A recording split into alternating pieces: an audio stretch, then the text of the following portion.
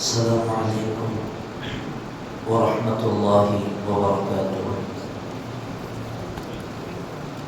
بسم الله العظيم القدرة والشان، شديد البطش والبرهان، حافظ الدين والقرآن.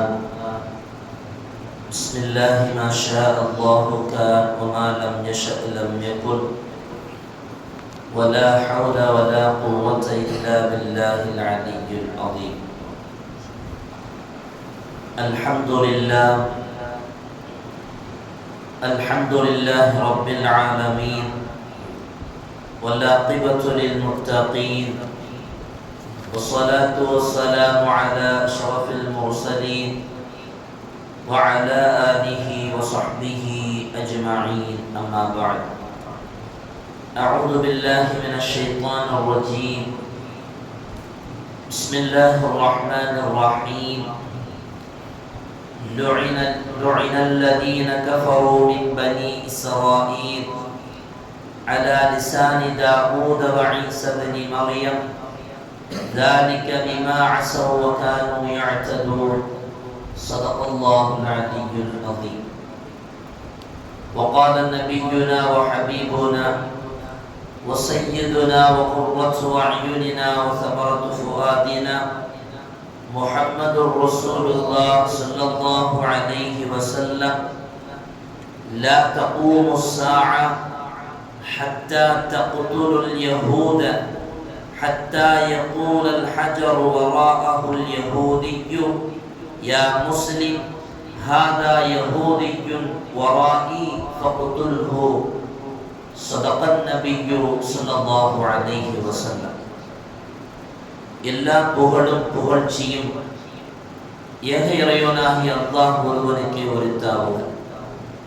அவனின் சாந்தியும் சமாதானமும் ஈருலக வேந்தர் முஹம்மது ரசூலுல்லாஹ் ஸல்லல்லாஹு அலைஹி வஸல்லம் அவர்களின் மீதும், அவர்களின் அடிச்சுவடை அப்படியே அடிபரலாமல் பின்பற்றிய உத்தம சத்திய சஹாபாக்கள், தாபிஈன்கள், தபஉ தாபிஈன்கள், நாதாக்கள், சுஹதாக்கள், அவுலியாக்கள், நம் பெற்றோர்கள், உஸ்தாதுமார்கள், மனைவி மக்கள், இங்கே அமர்ந்திருப்பவர்கள், இன்னும் வர இருப்பவர்கள், நம் ஊர்வாசிகள், அயல்வாசிகள், உலக முஸ்லிம்கள் அனைவர்கள் மீதும் என்றென்றும் குறைவின்றி நிறைவாக நின்று நிலவட்டுமாக. புனிதமான இந்த நாளில், அவனுக்கு பிடித்தமான இந்த இடத்தில் அல்லாஹ் நம்மை ஒன்று கூட்டியதை போல, நாளை ஜன்னத்துல் ஃபிர்தௌஸ் என்னும் உயர்தரமான சுவனத்தில் கண்மணி முஹம்மது ரசூலுல்லாஹ் ஸல்லல்லாஹு அலைஹி வஸல்லம் அவர்களோடு நம்மையும் நம்மை சார்ந்த அத்துணை பேர்களையும் ஒன்று கூட்டி அருள் புரிவானாக. நோய்கள் அனைத்தையும் ஷிஃபாவாக்கி தந்தல் புரிவானாக. அருமையான அல்லாஹ்வின் நல்லடியார்களே, நாம் ஒரு வார காலமாக கேள்விப்பட்டு வருகிற, வலைத்தளங்களில் பார்த்து வருகிற ஒரு செய்தி, இஸ்ரேல் ஈரான் யுத்தம். ஒரு பெரும் நாடுகள் இரண்டும் மோதிக்கொள்கிறது. பொதுவாக பார்க்கிற நாம் சரிதான், அவர்களை அடிக்கட்டும் என்று சந்தோஷப்படுகிறோம்.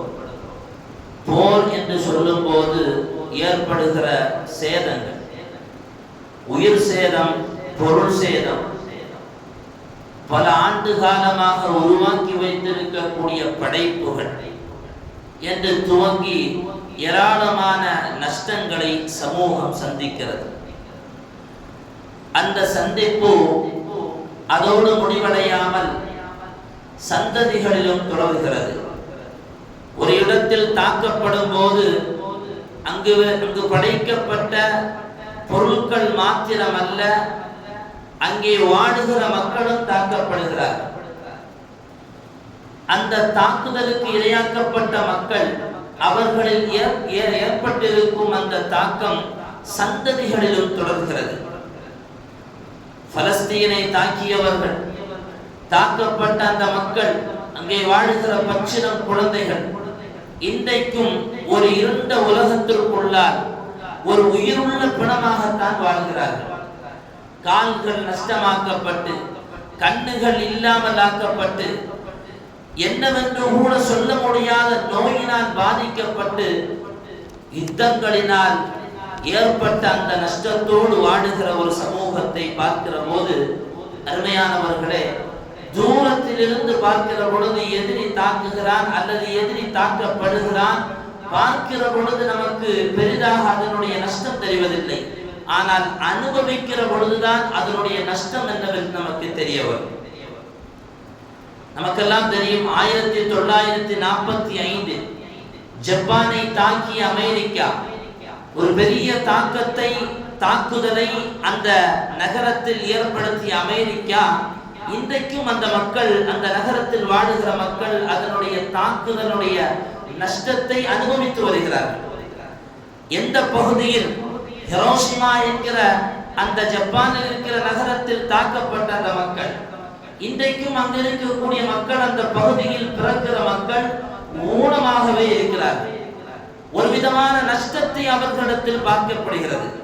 சுமார் 1945 தாக்கப்பட்ட அந்த பகுதி, அங்கே பிறக்கிற குழந்தைகள் இன்றைக்கும் ஒரு ஊனம் காணப்படுகிறது என்றால் அந்த தாக்குதலுடைய நஷ்டம் அன்றையோடு முடியவில்லை, தொடராக சந்ததிகளிலும் பாதிக்கப்படுகிறது. அருமையானவர்களே, எனவே தான் நான் ஆரம்பத்தில் சொன்னேன், ஒரு யுத்தம் என்பது நாம் பார்ப்பது நம்மை எதிர்ப்பவன் தாக்கப்படுகிறார், அவ்வளவுதான் நமக்கு தெரியும். ஆனால் அந்த எதிரி திரும்ப தாக்குற பொழுது இங்கே இருக்கிற மக்களுக்கு அதனால் ஏற்படுகிற நஷ்டம் என்னவென்பதை நாம் சிந்திக்க வேண்டும்.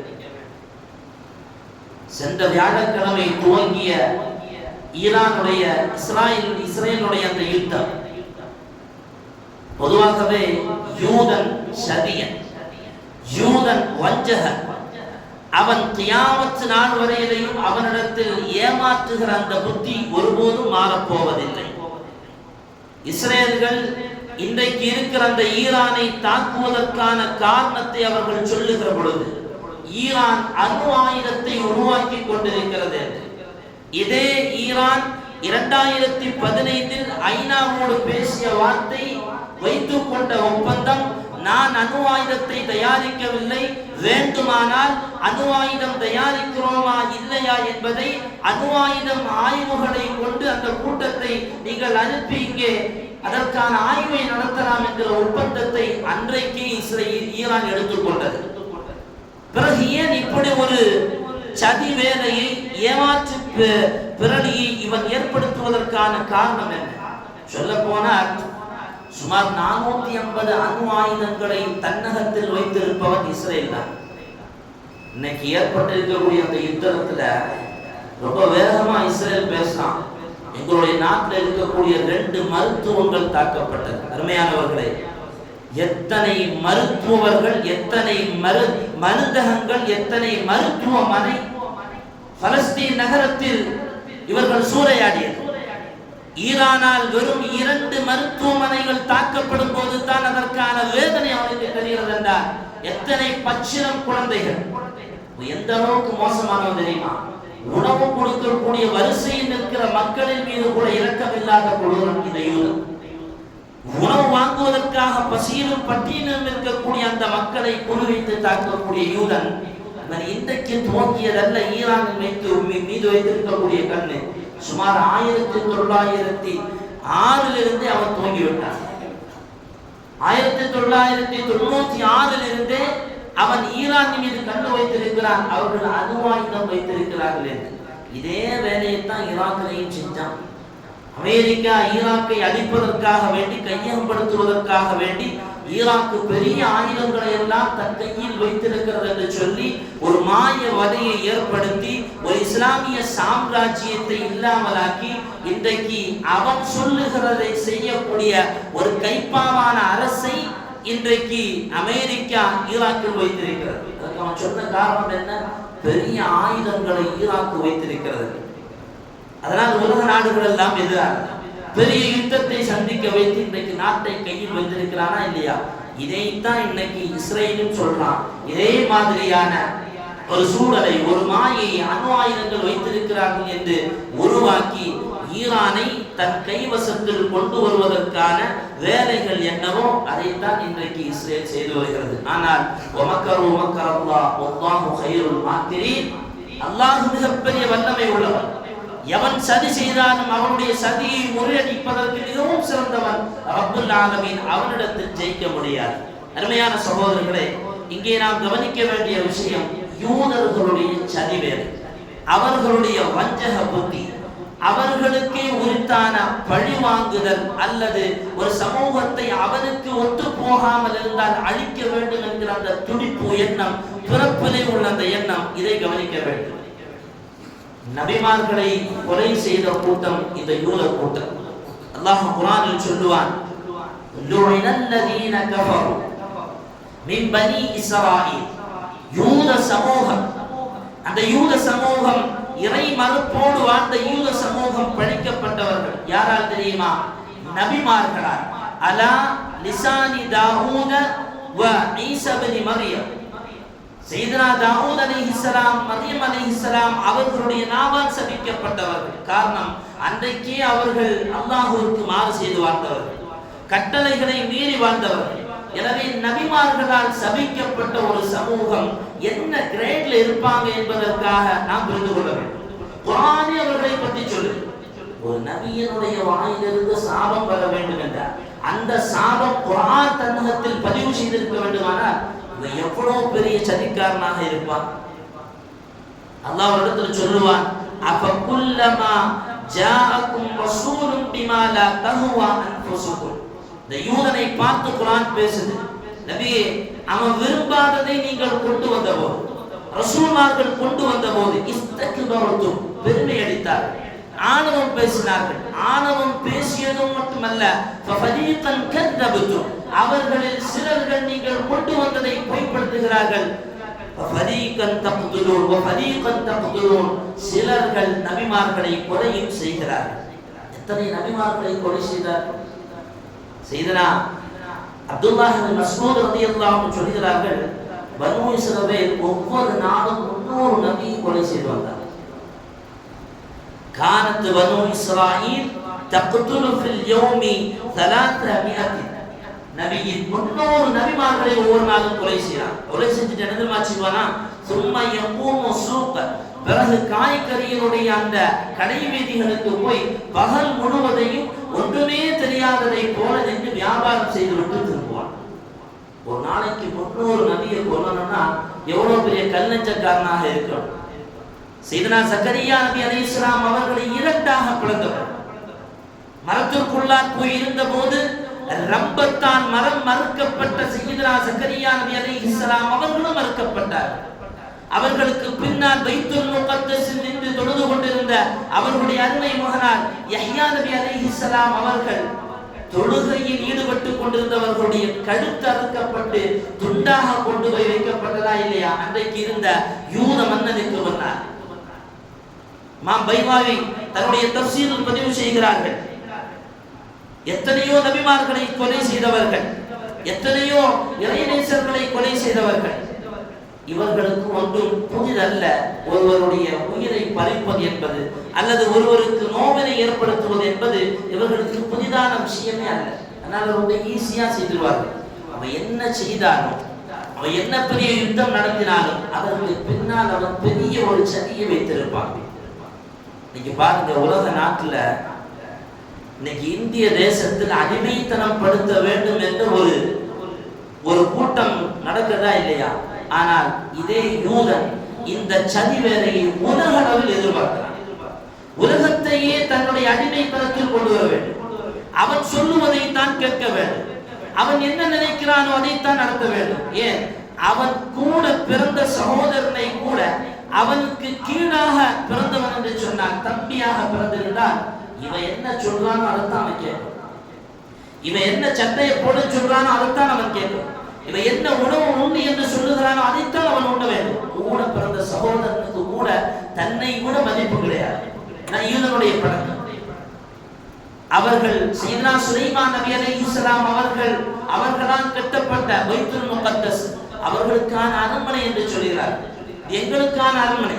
இது எங்களுக்கான குடும்ப வீடு, நாங்கள் தான் உலகத்தில் ஆட்சியை நிறுவ வேண்டியவர்கள், ஆட்சியை தீர்மானிக்க வேண்டியவர்கள் என்று உலக அளவில் சனாதனத்தை பேசக்கூடியவர்கள் தான் இந்த யூத சமூகம். நபிமார்களை கொலை செய்தவர்கள் நமக்கு முன்னால் பெருமானார் அவர்களுக்கு முன்னால் வாழ்ந்த நபிமார்களை மட்டுமல்ல, ஸல்லல்லாஹு அலைஹி வஸல்லம் அவர்களை கூட கொலை செய்வதற்கு திட்டம் தீட்டியவர்கள். வரலாற்றில் பார்க்க வழி மதீனா நகரத்தில் பெருமானார் ஸல்லல்லாஹு அலைஹி வஸல்லம் அவர்கள் சஹாபாக்களோடு போயிட்டு இருக்கும் போது ஒரு யூத பெண்மணி விருந்துக்காக வேண்டி அழைக்கிறார். ஸல்லல்லாஹு அலைஹி வஸல்லம் அவர்கள் விருந்துக்கு செல்கிறார்கள். பெருமானார் அவர்கள் சஹாபாக்கள் இருக்கிறார்கள்.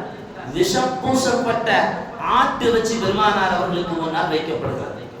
அல்லாஹ் ஜிப்ரீல் அலைஹிஸ்ஸலாம் அவர்களை அனுப்பி அது விஷம் பூசப்பட்ட ஆட்டு இறைச்சி என்று சொன்னபோது தான் பெருமானார் அவர்கள் அதிலிருந்து அதை பின்வாங்குகிறார்.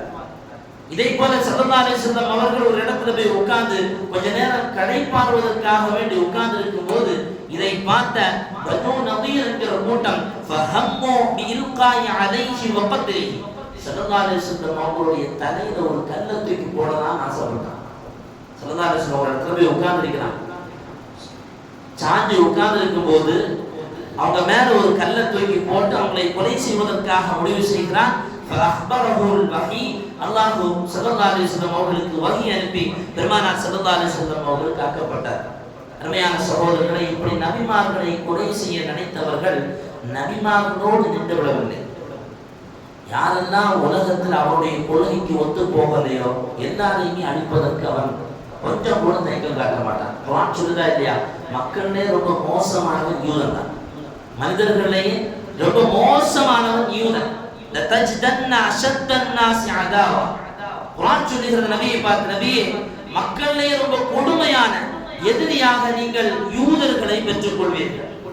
யாரெல்லாம் ஈமான் கொண்டிருக்கிறார்களோ அல்லாஹ்வுக்கு கட்டுப்பட்டு வாழுகிறார்களோ அவர்களை எல்லாம் யூதர்கள் எதிரியாகத்தான் பார்ப்பார்கள், ஒருபோதும் அவர்கள் நண்பர்களாக பார்க்க மாட்டார்கள் என்கிறது குர்ஆன் ஷரீஃப். இந்த ஆயத்தினுடைய விளக்க உரையின் இமாம் ராஸி ரஹிமஹுல்லாஹ் அவர்கள் ஒரு வரலாற்று ஒரு ஹதீஸை சொல்லுவார். ஸல்லல்லாஹு அலைஹி வஸல்லம் அவர்கள் சொன்னார்கள், மா ஹலா யஹூதியான் பி முஸ்லிமின் இல்லா ஹம்மா பிகத்லிஹி. ஒரு முஸ்லிமோட ரெண்டு யூத உட்கார்ந்து இருந்தாங்கன்னா அந்த முஸ்லிமை கொலை செய்யறதுக்கு நினைப்பாங்க. ஸல்லல்லாஹு அலைஹி வஸல்லம் ஹதீஸ் இருக்கு, மா ஹலா யஹூதியான் பி முஸ்லிமின் இல்லா ஹம்மா பிகத்லிஹி, அவனை கொலை செய்வதற்கு நினைப்பான். வமத்ஹபுல் யஹூதி, யஹூதியுடைய ஸ்டைல் என்ன தெரியுமா, அவன் அடுத்தவர்களுக்கு துரோகம் செய்து கொண்டே இருக்க வேண்டும். யாரெல்லாம் மன் யுஹாலிஃபுஹும், யாரெல்லாம் அவனுக்கு எதிராக இருக்கிறார்களோ அவருடைய கொள்கைக்கு எதிராக இருக்கிறார்களோ பிஐக்கி தரீகின் கான, அப்படி அவருடைய கொள்கைக்கு எதிராக இருப்பவர் இந்த புவியில் எங்கிருந்தாலும் சரிதான், திருவிதாங்கோட்டில் இருந்தாலும் சரிதான் அல்லது இந்தியாவுடைய எந்த முறையில் இருந்தாலும் சரிதான், அவர் உலகத்தில் எங்கிருந்தாலும் யஹூதியனுடைய யூதனுடைய அந்த கொள்கைக்கு மாறு செய்கிறார்களோ அவர்களை கொலை செய்வதற்கான வாய்ப்பு ஏற்பட்டால் கொலை செய்வார், இல்ல அவருடைய பொருளாதாரத்தை சுரண்டுவார். ஹதீஸ், அவருடைய பொருளாதாரத்தை சுரண்டுவார். இமாம் ராஸி ரஹ்மஹுல்லாஹ் பெருமானார் ஸல்லல்லாஹு அலைஹி வஸல்லம் ஹதீஸிற்கு கீழாக அடிகுறிப்பு எழுதுகிறார்கள் அவர்களுடைய ஸ்டைலை பற்றி. அவன் யாரையெல்லாம் எதிர்க்கிறானோ அவனையெல்லாம் அவனுடைய பொருளாதாரத்தை சுரண்டுவான் அல்லது திருடுவான். தந்திரத்தை உபயோகப்படுத்தி, சதிவேலையை உபயோகப்படுத்தி, குரோதத்தன்மையை வெளிப்படுத்தி அவர்களை அழிப்பதற்கான வழி என்னவெல்லாம் உண்டோ அதையெல்லாம் யூதன் செய்வான் என்கிறார்கள் இமாம் ராஸி ரஹ்மஹுல்லாஹ். இதுக்கு மேல அதை என்ன சொல்லணும், இதுக்கு மேல் அவனை பற்றி தெரிந்து கொள்வதற்கு நமக்கு என்ன தேவை? அருமையான சகோதரர்களே, குர்ஆன் அவனை பற்றி அவன் மோசமானவன், அவன் மக்களை கொலை செய்பவன் என்று பேசுகிற குர்ஆன் ஒரு இடத்தில் யூதனை பற்றி சொல்லும் போது புத்தி கூர்மையானவன் என்று சொல்லுது. எப்படி சொல்லுது? புத்தி கூர்மையானவன் என்று இஸ்லாம் சொல்லுகிறது, குர்ஆன் சொல்லுகிறது. இன்னைக்கு உலகத்தில் இருக்கக்கூடிய பெரும் பெரும் கண்டுபிடிப்புகள்ல பாருங்க, யூதன் ஃபர்ஸ்ட் லிஸ்ட்ல இருப்பான். இன்னைக்கு இருக்கக்கூடிய மேட்டா கம்பெனிகளுடைய ஓனர் வரையிலையும் ஒரு யூதன் தான். இன்னைக்கு அமெரிக்காவில் ஆட்சி செய்ய வேண்டும் என்று சொன்னால் இத்தனை டாலர்களுக்கு அதிபதியாக இருக்க வேண்டும். ஆனால் அதே அமெரிக்காவில் தன்னுடைய பேச்சு, தன்னுடைய செயல்பாடுகளுக்கு இஸ்ரேலுக்கு கட்டுப்படுகிறது. அவனுக்கு கட்டுப்படுகிறது என்று சொன்னால் அவனுடைய புத்தி கூர்மை எவ்வளவு. ஆனால் அதே இஸ்ரேல் மற்றவர்களை அழிப்பதற்கு கொஞ்சமும் தயக்கவில்லை. தன்னுடைய செயல்பாடுக்கு, தன்னுடைய கொள்கைக்கு ஒத்து வராமல் இருந்தால் அவரை அழிப்பதற்கு கொஞ்சம் கூட தயக்கமில்லாதவர். ஸல்லல்லாஹு அலைஹி வஸல்லம் அவர்கள் மதீனாவுக்கு வரும்போது, பெருமானார் அவர்கள் மதீனாவுக்கு வரும்போது அந்த யூத சமூகம் இருக்கு. அந்த பெருமானார் அவர்கள் வர்றதுக்கு முன்னால யூதர்கள் மதீனாவாசிகளுக்கு வட்டிக்கு பணத்தை கொடுத்து அவர்களை தங்களுடைய வசம் வைத்திருந்தார். எந்த அளவுக்கு தெரியுமா?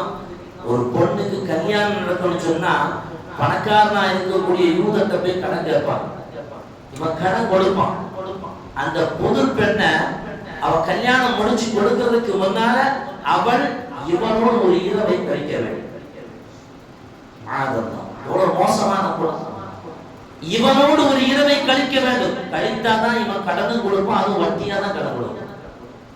இன்னைக்கு இஸ்ரேல் அதே பலஸ்தீன் மக்களை, அந்த இஸ்ரேல் பகுதியை தன்னகத்தில் கையகப்படுத்தி வைத்திருக்கிறது என்று சொன்னால், மதீனாவில் என்ன சதி வேலை பார்த்தானோ அதே வேலைத்தான் அதே நாட்டில் வட்டிக்கு கொடுத்து அந்த மக்களால கடத்தை திரும்ப கொடுக்க முடியாம அவர்களிடத்தில் இருக்கக்கூடிய சொத்துகளையும் அவர்களுடைய நிலங்களையும் விலைக்கு வாங்கி திருட்டுத்தனமாக இஸ்ரேலை கையில் வைத்திருக்கக்கூடியவன். அருமையான சகோதரர்களே, அந்த யூதன் கடைசி வரைக்கும் நமக்கு எதிரிதான். எந்த மாற்று கருத்தும் இல்லை. குர்ஆன் ஒரு பக்கம் அவனை புத்தி கூர்மையானவன் என்று சொன்னாலும் அவன் முஸ்லிம்களுக்கு எதிரிதான். எந்த அளவுக்கு தெரியுமா? மதீனா நகரத்துல ஒரு பெண்ணு தன் இருக்கக்கூடிய பொருளை கொண்டு வந்து தைனுகா என்கிற மதீனாவுடைய சந்தையில விற்க வர்றாங்க. விற்க வரும்போது தன்னுடைய பொருளை கொண்டு வந்து மதீனாவில் கொண்டு வந்து விற்றதுக்கு பிறகு அந்த அம்மா அந்த காசு திரும்ப வாங்குறதுக்காக வேண்டி ஒரு கடையில் அப்படியே சாட்டி உட்கார்ந்து இருக்கிறான். பின்னால உட்கார்ந்து இருந்த ஒரு யூதன் அந்த அம்மாவுடைய ஆடை, கீழ் ஆடையை எடுத்து அப்படி மேல முதுகுல கட்டி விடுவான். அந்த அம்மா எழுந்திருந்தால் அவர்களுடைய பின்பகுதி எல்லாம் ஆடை இல்லாமல் தெரியும். அந்த அளவுக்கு மோசமான ஒரு செயலை செய்தவர். இதை பார்த்த ஒரு முஸ்லிம் அவனிடத்தில் சண்டை போட்டு அவனிடத்தில் எதிர்ப்பை தெரிவித்த போது அங்கிருந்த யூதர்கள் எல்லாம் சேர்ந்து இந்த முஸ்லிமை கொலை செய்கிறார். அந்த ஹதீஸுக்கு கீழே இமாம் ராஸி ரஹ்மத்துல்லாஹி அவர்கள் சொன்ன செய்தி எவ்வளவு உண்மை. அவனுக்கு எதிராக யாரெல்லாம் இருக்கிறாங்களோ ஒண்ணு அவங்களை கொலை செய்ய முடிஞ்சா கொலை செய்வான், இல்லைன்னா அவங்களை அழிப்பதற்கான வழி என்னவோ அதை செய்வான். அதைத்தான் மதீனா நகரத்தில் அவர்கள் செய்தார்கள். ஸல்லல்லாஹு அலைஹி வஸல்லம் அவர்கள் மதீனாவுக்குள்ள வரும்போது முதல் வேலை பெருமானார் அவர்கள் வாண்டடா போய் அந்த எதிரிகள்கிட்ட போய் யூதர்கள்ட்ட போய் ஸல்லல்லாஹு அலைஹி வஸல்லம் அவர்கள் சொன்னார்கள், உங்களுக்கு உங்க தீன், எங்களுக்கு எங்க தீன், இன்ன சட்ட திட்டங்கள், இதையெல்லாம் நீங்கள் மீறக்கூடாது. இங்கே என்ன செய்வதாக இருந்தாலும் என்னிடத்தில் கேட்டு செய்ய வேண்டும் என்றார்கள் முஹம்மது ரசூலுல்லாஹ். அத்துணை சட்டங்களுக்கும் கையெழுத்திட்டவர்கள், ஆனால் அதை பின்பற்றவில்லை. பெருமானார் ஸல்லல்லாஹு அலைஹி வஸல்லம் அவர்களுக்கு திரும்ப திரும்ப தொல்லைகள் கொடுத்து கொண்டே இருந்தார். ஒரு ஹதீஸில் ஸல்லல்லாஹு அலைஹி வஸல்லம் அவர்களுடைய வார்த்தையை பார்க்க முடியும். அருமையானவர்களே, தொடர்ந்து முஸ்லிம்களுக்கு தொல்லை தரக்கூடிய இந்த யூதர்கள் கடைசியில் அழிக்கப்படுவார். நாயகம் சொல்வார்கள், லா தகூமு ஸாஅ, கியாமத் வருவதில்லை, ஹத்தா தக்துலுல் யஹூத், யஹூதிகளோடு நீங்கள் யுத்தம் செய்கிற காலம் வரையிலேயும் கியாமத் நாள் வருவதில்லை. ஒவ்வொரு யுத்தமும் வரும்போது ஒரு பெரளி உருவாகும். உக்ரைனும் சரியா, உக்ரைனும் அதை எதிர்க்கக்கூடிய நாடோடு போர் செய்யும் போது உலகத்தில் 3ஆம் போர் உருவாகிவிட்டது என்ற சர்ச்சை வலைதளங்களை பார்க்க முடிந்தது. இன்னைக்கு இஸ்ரேலுக்கும் ஈரானுக்கும் சண்டை வந்த போன உடனே சொல்லுகிறார்கள் உலகத்தில் 3ஆம் போர் உருவாகிவிட்டது. பெருமானார் ஸல்லல்லாஹு அலைஹி வஸல்லம் அவர்கள் சொல்லுகிறார்கள், லா தகூமு ஸாஅ, கியாமத் வருவதில்லை. எதுவரை தெரியுமா? ஹத்தா தக்துலுல் யஹூத, யஹூதிகளோடு நீங்கள் யுத்தம் செய்கிற வரையிலே. அப்படி யுத்தம் செய்யும் போது அந்த யஹூதி அந்த முஸ்லிமை பயந்து போய் மரத்திற்கு பின்னால் போய் ஒளிவான். அப்படி ஒளியும் போது அந்த மரம் எந்த முஸ்லிம் அவனை தாக்குவதற்காக வருவாரோ அந்த முஸ்லிமை பார்த்து மரம் சொல்லுமா, யா முஸ்லிம் ஹாதா யஹூதியுன், யா முஸ்லிம் ஹாதா யஹூதியுன் வராஇ, நீ தேடி வருகிற அந்த யஹூதி, அந்த எதிரி, இஸ்லாமிய எதிரி எனக்கு பின்னால் ஒளிந்திருக்கிறான் என்ற வார்த்தையோடு முடிப்பதில்லை. அந்த மரம் சொல்லும், ஃபக்துலுஹு, அவனை விடாதே, கொலை செய் என்பதால். ஒரு மரம் கூட விரும்பாத ஒரு மனிதன் இந்த உலகத்தில் வாழுகிறான் என்று சொன்னால் அவன் யகூதியை தவிர வேறு யாரும் இல்லை. அருமையான சகோதரர்களை, இந்த நேரத்தில் நாம் செய்ய வேண்டிய வேலை அல்லாஹ்விடத்தில் துஆ செய்ய வேண்டும். அல்லாஹ்விடத்தில் துஆ செய்ய வேண்டும். உலகத்தில் சமாதான நிலை ஏற்பட வேண்டும். எங்கெல்லாம் அநியாயங்கள் நடக்கிறதோ அந்த அநியாயங்களுக்கு யாரெல்லாம் காரணமாக இருக்கிறார்களோ ரப்பே, அவர்களுக்கு நீ என்ன விதியை வைத்திருக்கிறாயோ அதை உடனடியாக நீ வழங்க வேண்டும். அல்லாஹ்விடத்தில் கேட்கப்படுகிற துஆக்கள் அது வீணாகுவதில்லை. ஆனால் அந்த துஆவுக்கான பதிலை ரப்பு உடனே கொடுப்பதும் இல்லை. நாம் கேட்கிற துஆ அது மன தூய்மையோடு இருக்குமே, ஆனால் ரப்பு அதற்கான பதிலை ஒரு கட்டத்தில் கண்டிப்பாக தருவான். அப்படி செய்த துஆக்களுடைய பலன்தான் என்னமோ தெரியவில்லை, ஈரான் இஸ்ரேலை துடைத்தெறிகிறது. ரப்பு அவர்களுடைய எல்லாவித சதிகளிலிருந்தும் எல்லாவித வஞ்சனைகளிலிருந்தும் அல்லாஹ் சமூகத்தை பாதுகாப்பானாக, உலக மக்களை பாதுகாப்பானாக. குறிப்பாக பலஸ்தீன் மக்களுக்கு அல்லாஹ் விமோசனத்தை கொடுப்பானாக. அங்கே வாழுகிற பெண்கள், ஆண்கள், பிள்ளைகள், வயோதிகர் அத்தனை பேர்களுக்கும் அல்லாஹ் நல்ல வரத்தை கொடுத்து அல்லாஹ் அவர்களுடைய எல்லா சதிவரைகளும் அந்த மக்களை பாதுகாப்பானாக.